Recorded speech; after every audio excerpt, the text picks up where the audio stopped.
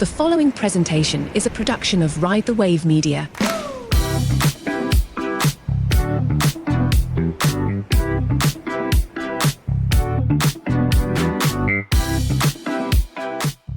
You're listening to the Best Birth Podcast. Today, our expert is Lindsey White. She is the founder of The Little Milk Bar. We're going to be talking about breastfeeding and lactation, and we're so excited to have her on the show today.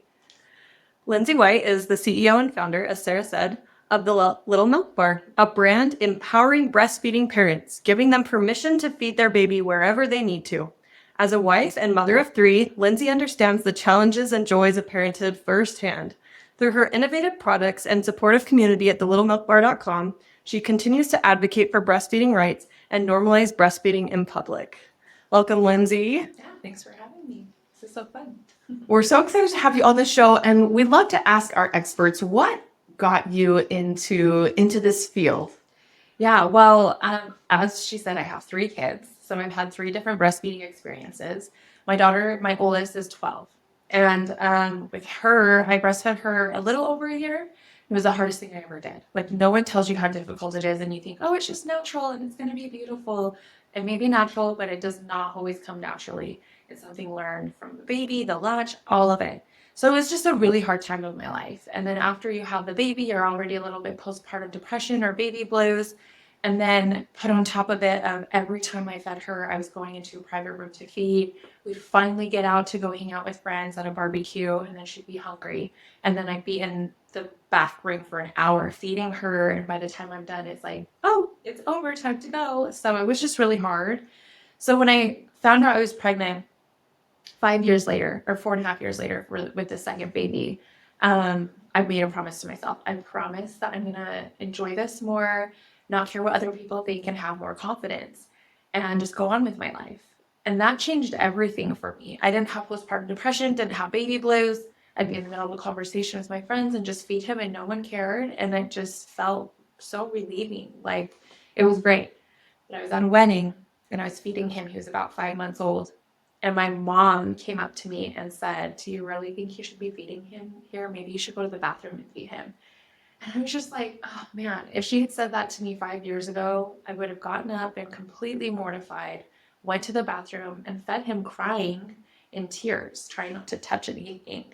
But instead I had confidence that time. And I just said, no, thanks, I'm comfortable where I'm at. And on that drive home, I told my husband, I want to start a brand that just is the best friend for every new mom. It just lets them know, hey, you can feed here. You don't have to go feed in the bathroom.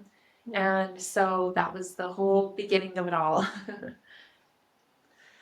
And has your brand evolved as it started, or has it been pretty much that mission the entire time? It has been that mission from day one. But it has evolved a little bit as far as, like, when I first started, we had our Milk Maker t-shirts and boob blankets. It was mostly focused on like merchandise, like really fun things that we have trademarked, like Milk Maker and Mind Your Own Tits. Please be nice to breastfeeding moms.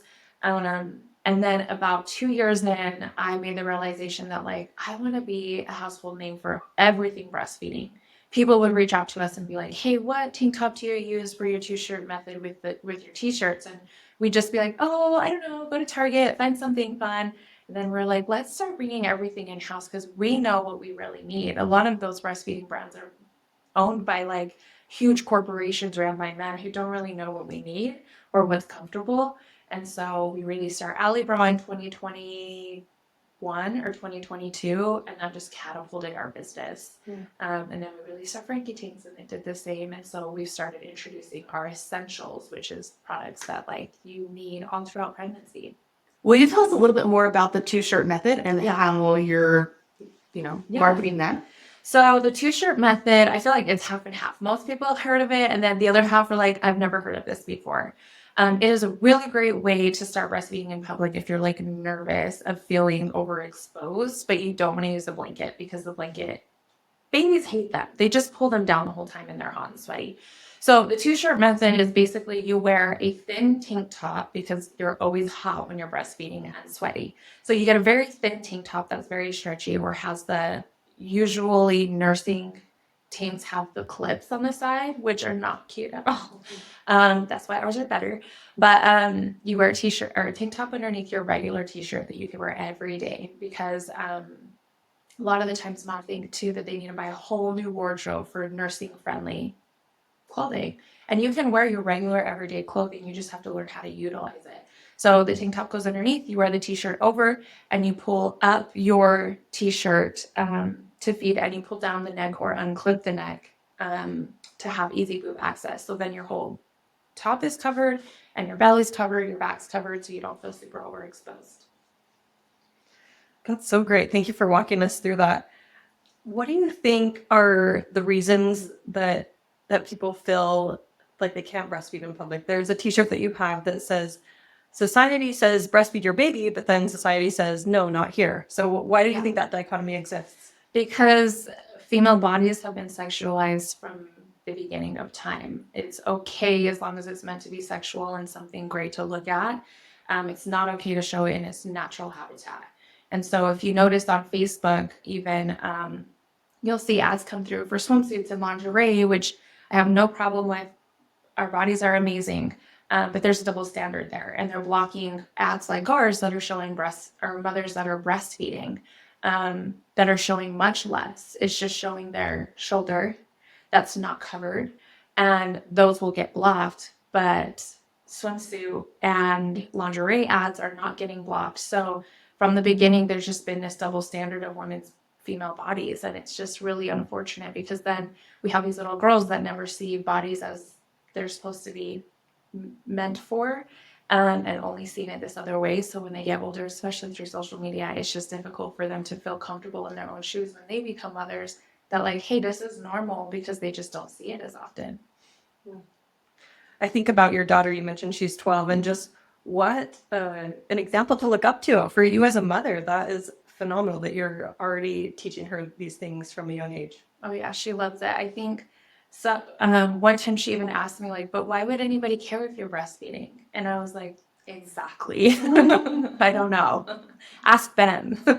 That's the question we're all asking. Yeah, right. Well, it's interesting too. Like if you think about state laws, are there some states that will allow a topless female, but then have restrictions on breastfeeding in public?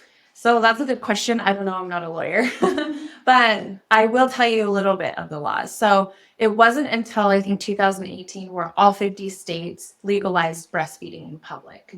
And the last two states were Utah and Idaho.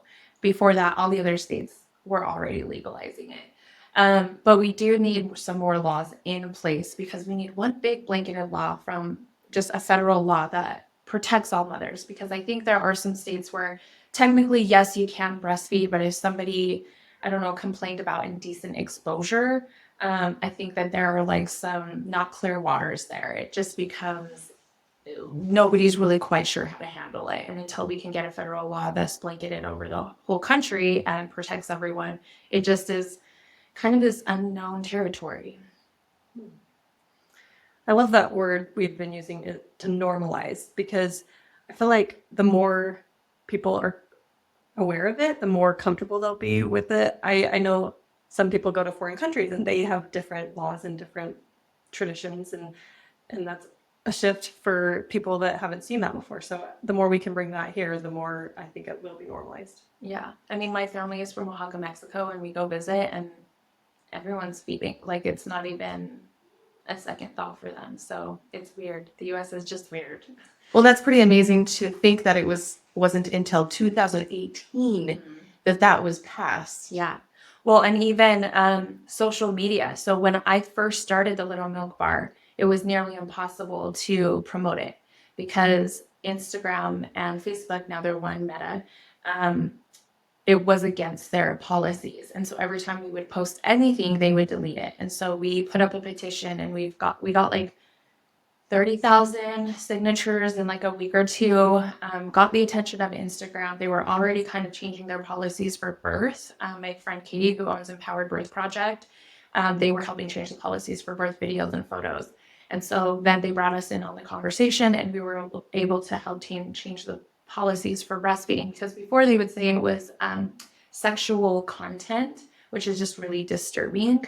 And so in 2000, I can't even remember, I think it was 2018 too, that we helped change those policies. And now because of the Little Milk Bar, it's it's not against their policies anymore on Instagram or Facebook, although the ads still get denied sometimes, which is annoying. It's so neat to see the changes in the right direction. Are there things that we can do from our level to continue to promote these changes? Just always support. And when you see women out breastfeeding, I know it sounds a little bit weird, but tell them they're doing great. It might be the mom's first time feeding and she might be terrified, thinking everyone's staring at her. But any words of encouragement is just awesome. And then also just support on social media too. Social media is a part of our life. And it's just good to see the more and more. I've always heard the more you see of something, the more normal it becomes. So the more we talk about it, the more it is integrated in our conversations, the more we talk about it even at birth. I think a lot of the times, like I when I was in the hospital with Allie breastfeeding, first of all, lactation consultant, I asked for one. They weren't even available because they're not there on the weekends. And I'm like, do people not supposed to have babies on the weekend? Like, this is weird. But then every time a nurse came in and I was feeding, she put a blanket over me. And I'm just like, what? Like, I would always pull it down. I'm in the hospital. I should feel most safe here. So really just talking about it during pregnancy, during birth, and then after birth follow-ups and stuff like that. When I had my first son, I was pretty diligent about using the car seat cover as a nursing cover as well. But I found that with my second and third babies, it was so much harder to find even a place that I could sit down. And so I started nursing on the go. In my Ergo baby, I would just lower my hips and have them down. And the Ergo baby that I have has a little cover on top of their head. And it was amazing to me how often I could be nursing him without anybody noticing. But once they did find out that I was nursing, it became a very awkward situation. And the responses that I would get were pretty amazing that, like you said, they didn't feel like it was the right time or place to be nursing a baby. Yeah. And yet, if you look at how many hours a baby who is between, being born and maybe 4 months, they have to nurse all the time, or they have to feed all the time. And so normalizing breastfeeding in public, normalizing, just being able to continue a conversation or your daily life so that you don't feel like you're missing the barbecue, you're missing the wedding because you have decided to feed your baby in that way. Yeah. It's a lot, and it can be overwhelming for any new mom. I mean, you just feel completely isolated from the world. If you do feel like you have to hide or feed somewhere in the room, and I always say too, you should always feed however you feel most comfortable. If you have anxiety about it and you feel better going into a dark room and feeding and laying down or using the baby as an excuse to get away, love it. You should do whatever feels comfortable. But I always say, just know that you're doing it for yourself and not for somebody else. Don't feel like you have to because you're worried of what somebody else may say. And yeah, I think I used a cover a few times with my daughter Allie too. And then it just got to the point where, especially during summer, because I had her in March, we were out and about all summer long, and it just gets so hot that you're like underneath that, it gets even hotter, So she'd always pull it down, and she'd always have like beaded sweat on her upper lip. And I'm like, oh, okay, you can breathe.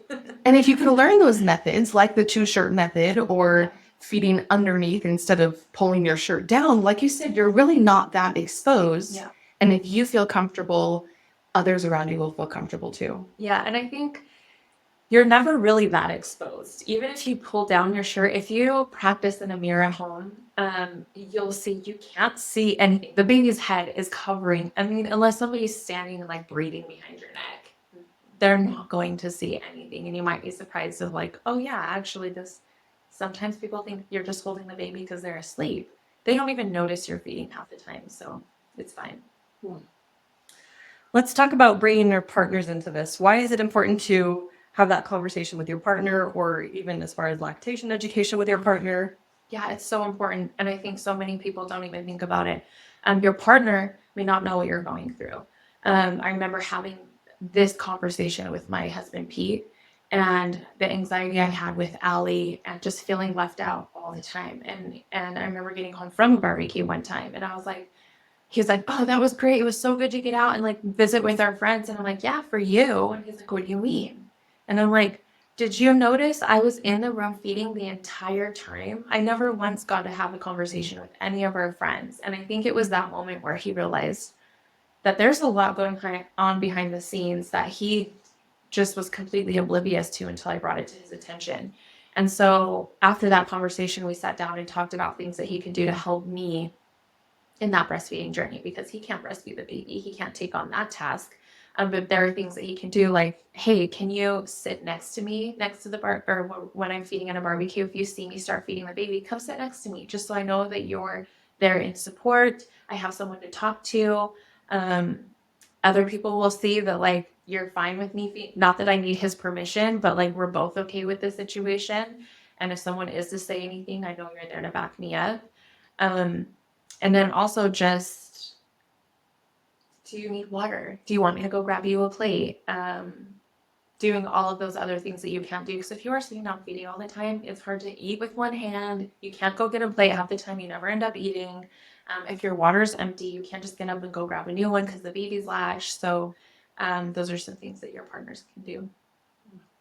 In episode 20, Holly Hill, a lactation consultant, gave us a lot of great tips on positioning, but there was only one of them that she said, you might be able to do this one while standing if you get a really good latch. Yeah. So that's a great point. I love standing and feeding. It may look hard at first, but once you get the hang of it, it's great. Do you have any other tips or tricks or lactation advice that you might share?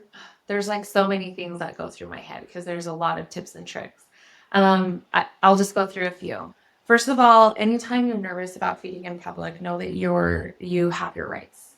You are allowed to breastfeed in public with or without a cover, and no one can tell you you can't. If you ever start to get worried that the whole room is watching you, just close your eyes, take a few deep breaths, and remind yourself that no stranger's opinion comes before your baby's basic needs. And that will just remind you that I'm just feeding them to keep them alive, and what your thoughts are doesn't matter. And then also, one thing on lactation specifically, I hear a lot of mothers be like, oh, my milk dried up at like 3 months, or I wasn't producing enough milk. And the thing is milk is supply and demand. So when you have a baby, your body just produces a ton of milk. So you leak a lot and you have so much milk and you'll feel super engorged and you can feel your breast get bigger.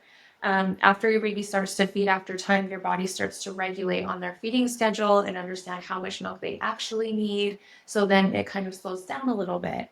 And then it works more like a faucet. When baby latches, it turns on. And when baby's not on, it turns off.